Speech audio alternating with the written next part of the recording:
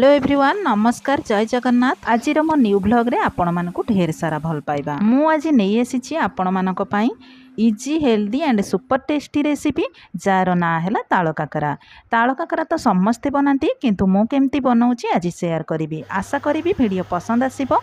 तो जानिबा पई वीडियो को स्किप न करी शेष पर्यंत वॉच करंतु। जो चलन करबा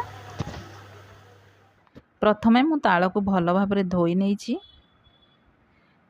तो ताल काकरा बनैबा पाई मु भल भाबरे पाची थिबा ताल नेइची। ताल आमर भल भाबरे पाची जाइथिले रस बाहर करिया पाई सहज होई थाए आउ पिठार टेस्ट भी बहुत भल आसी थाए। प्रथमे तालर ऊपर अंश को खोलिबी,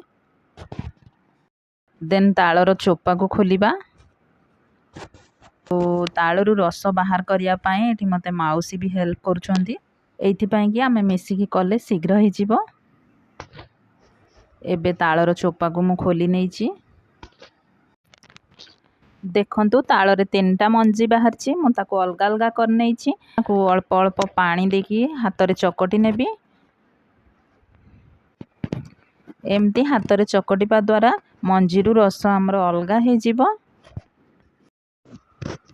देखंतु एई प्रोसेस रे आमे मंजीरु रस बाहर करनबा। आजिर पिठा बनैबार प्रोसेस जदि भल लागु थाए ताहले लाइक करंतु, फ्रेंड्स एंड रिलेटिव का सह शेयर करंतु। देखंतु एबे सबु मंजीरु आमे रस को बाहर कर नेइछु। आ मंजी सबु अलगा हे जाइछि। ए सबु रस को आमे छाणी दबा, नहले खाइला टाइम रे ना जो तालरे जो चेरो टाइप रो थाए से सबु पाटरे लागि थाए ओ खाइबा पई जमा भी भल लागि न थाए। एबे मु सबु रस को छाणी नेइछि। देन आमे नेक्स्ट प्रोसेस को जिबा। आमे तालर रस को चूल्हा उपरे बसेबा एंड भल भाबरे फुटिबा पई रखिबा। आकु मझरे मझरे एमती नौटौथबा नहले ओडी जिवो। तालर रस भल भाबरे फुटी जाइछि। देन आमे चीनी ऐड करिबा। जेहेतु ताल हमर मीठा होई थाए तेणु मु अल्प चीनी ऐड करूछि।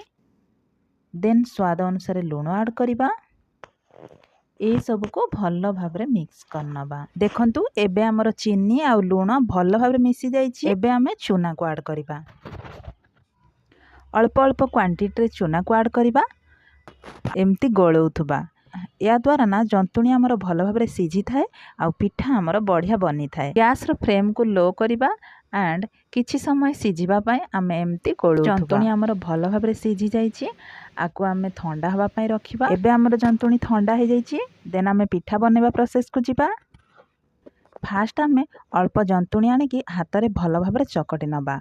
या द्वारा पिठा हमर नरम हे खाइबा पई भी बहुत टेस्ट लागि थाए।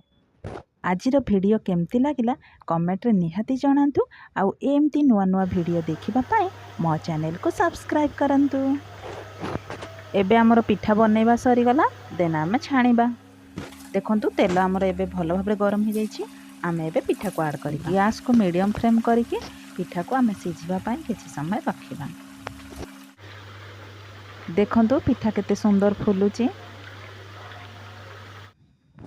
गोटे साइड पिठा हमर हेई आसलाणी। देन आमे पिठा को नौटै दबा। हमर पिठा हेई आसलाणी। आमे आकु गोटे जगह को ट्रांसफर करनबा।